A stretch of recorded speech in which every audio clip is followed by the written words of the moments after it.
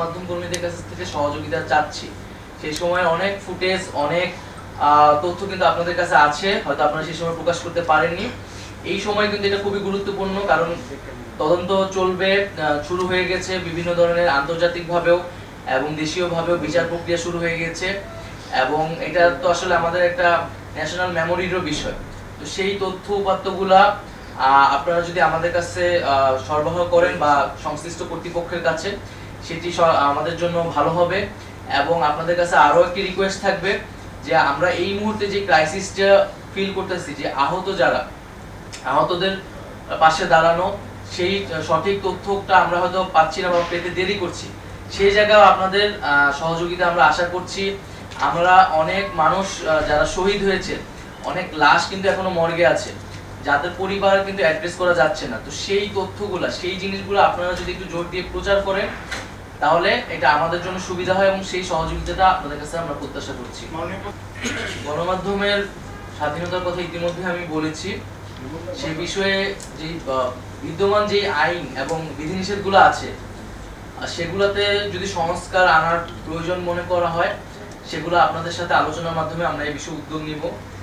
আমরা স্বাধীন গণমাধ্যম কমিশনের কথা প্রাথমিকভাবে ভেবেছি এবং সামগ্রিকভাবে মূলত সাংবাদিক সমাজের সাথে আলোচনা করে আপনাদের বক্তব্যের প্রেক্ষিতে মূলত আমরা এই উদ্যোগগুলো নিতে যাচ্ছি। 100% কপার কন্ডেন্সারে তৈরি ভিশন ফ্রিজ, তাই গুণে মানে অটুট থাকে বছরের পর বছর। দ্বিতীয়ত হচ্ছে সেন্সরের বিষয়টিও আমরা পুনর্বিবেচনার কথা ভাবছি, এবং যে অভিযোগগুলো এসেছে বা যেই ছবিগুলো এখনো আসেনি সেন্সরের কারণে, সেগুলো নিয়ে আমরা দ্রুতই বসবো। সেন্সর বোর্ডটাকে আমরা পুনর্গঠন করব খুব দ্রুততার সাথে, এবং যদি সেন্সর বোর্ড না থাকার দাবি যেটি, সেটিও আমরা আলোচনা করে সেটা যৌক্তিকতা অনুযায়ী সিদ্ধান্ত নিব। জি, আমি একটা প্রশ্ন করতে চাই। আমি আজহার লিমন, আওতাটা কি হবে বা কি পরিকল্পনা করছেন? সেটি আমরা প্রাথমিকভাবে ভেবেছি সাংবাদিকদের সাথে বসে রূপরেখা কি হতে পারে, তাদের থেকে মূলত তাদের কথা অনুযায়ী আমরা এই বিষয়ে উদ্যোগ নিব। এটা নিয়ে অনেক সমালোচনা আছে। আমি মাহমুদ খান লিখতে টিভিতে কাজ করি, জানতে চাইছি যে এই বিষয়ে আসলে আপনার যেটি ওটা আইন মন্ত্রণালয় আইন বলেছেন যে এটা আপনাদের দিক থেকে কোনো পরামর্শ থাকবে কিনা?